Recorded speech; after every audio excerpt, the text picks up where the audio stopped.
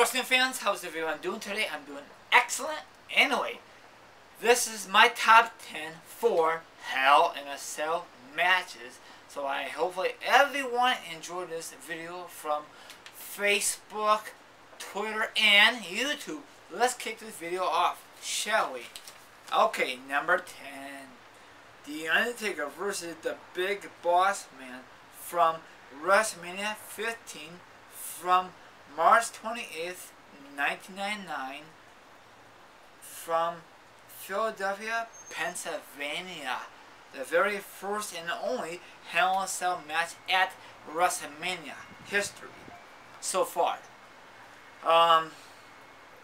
This is a great match. Not one of the best Hell in a Cell matches that WWE ever had. Undertaker beat the crap out of Big Boss Man, plus he finally got revenge in this match. Okay, number 9. Triple H versus HBK from Bad Blood on June 13th, 04 from Columbus, Ohio. This is a great rivalry, plus a lot of weapons they use like ladders, chairs, and tables, I think. It's been a while since I watched this good match. Now if you want to see this match, look on YouTube, search Bad Blood 04, or you could buy it on DVD, on eBay, Amazon, or whatever you could find it. You know, I think it's a rare DVD because it's from 04. Okay, number 8. Brock Lesnar with Paul Heyman with his manager versus The Undertaker for the WWE Championship at No Mercy on October 20th, 02 from North Little Rock, Arkansas. This is a great match. No, it's awesome.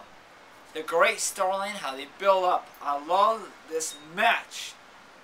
This kind of match we need in WWE, but it ain't gonna happen for a long time because it's not the right era right now. It's a PG era.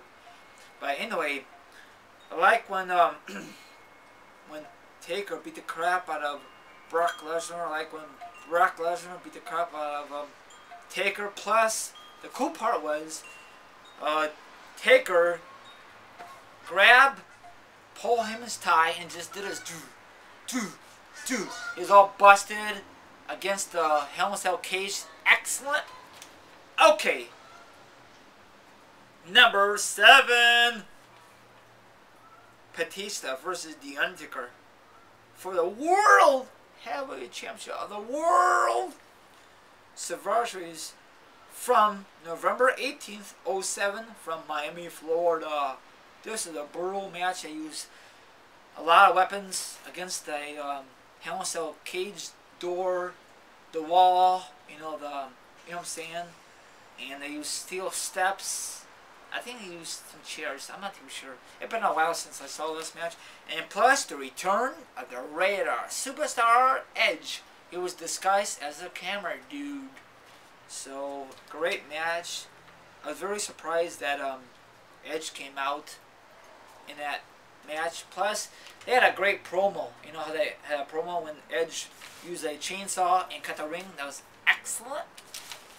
I know he's going to come back, but I don't know what match he came.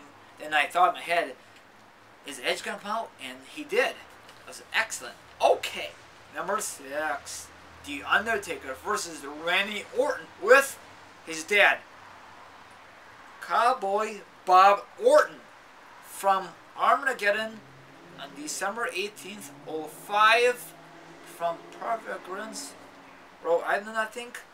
Not too sure if that's the right location. Okay, but anyway, this is a great match. Of course, Taker won that match, I think. Yeah, he did. And Randy Orton did like a I forgot what kind of movie he did. RKO, I think he did RKO back in the day. But awesome. I think Randy Orton came a long way. I know a lot of people don't like him on YouTube, but if you want to have their own opinion.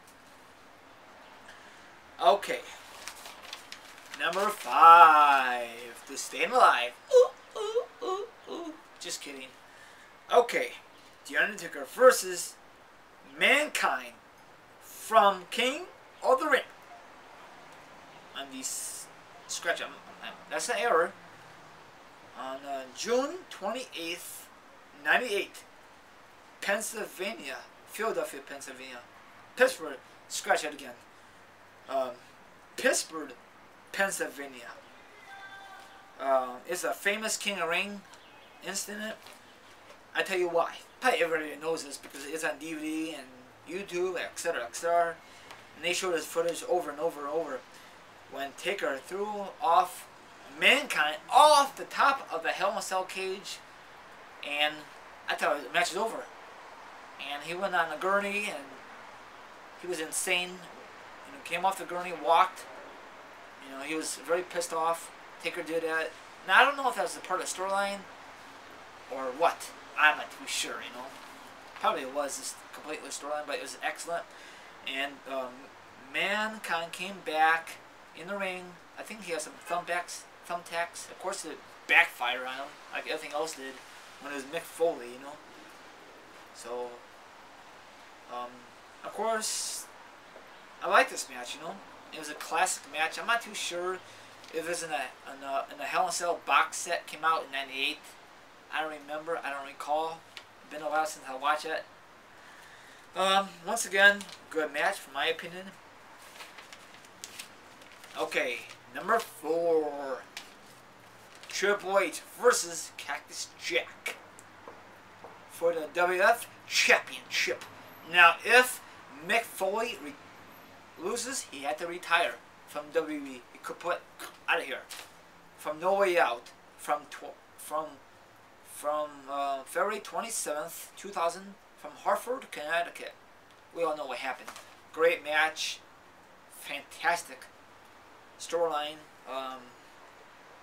And the cool part on top of the cage again. Always cool parts on top of the cage. You ever notice that, everyone? Anyone? What do I want to say?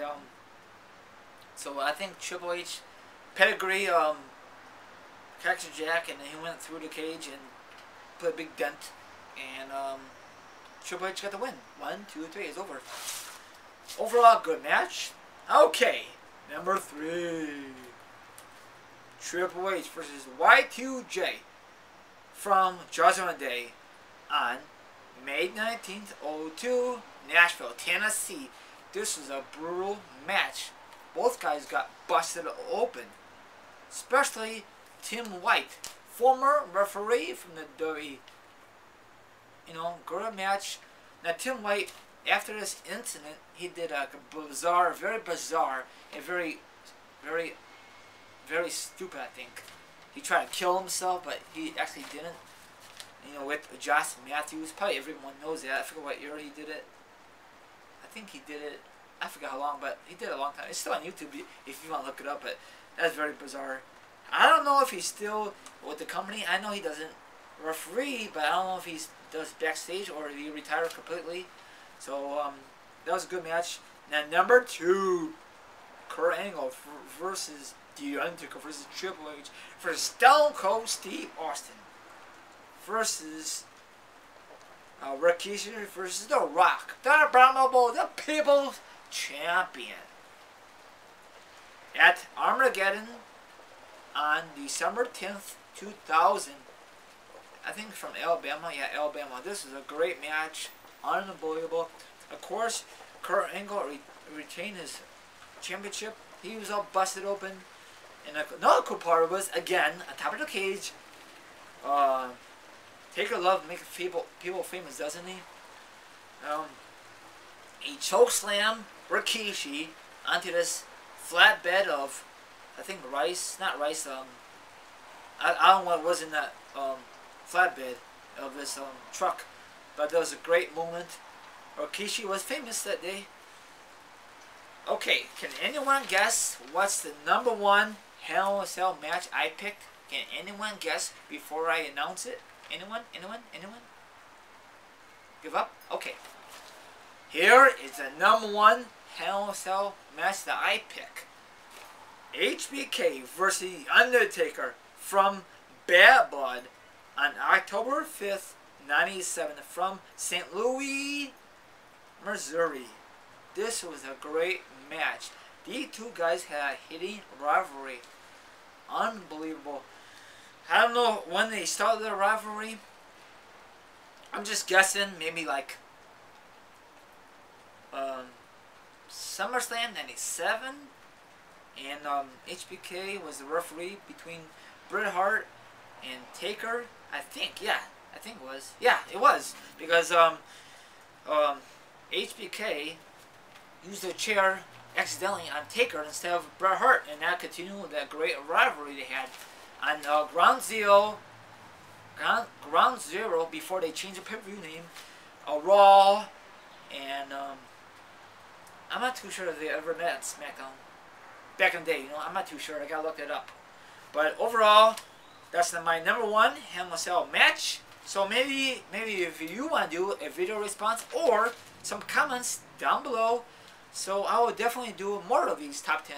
So if you want to see more of these top 10, comment down below. And earlier today, it was very, very cloudy. It rained. And plus, I'm off today. That's why I decided to do this video. Now, don't forget, I will do week 4 for my NFL picks. And on Saturday, I'll do my WWE Hell in a Cell predictions, okay? And everyone, have a fantastic Wednesday, and I'll see you next time. Take it easy, and I'm out here. Sayonara.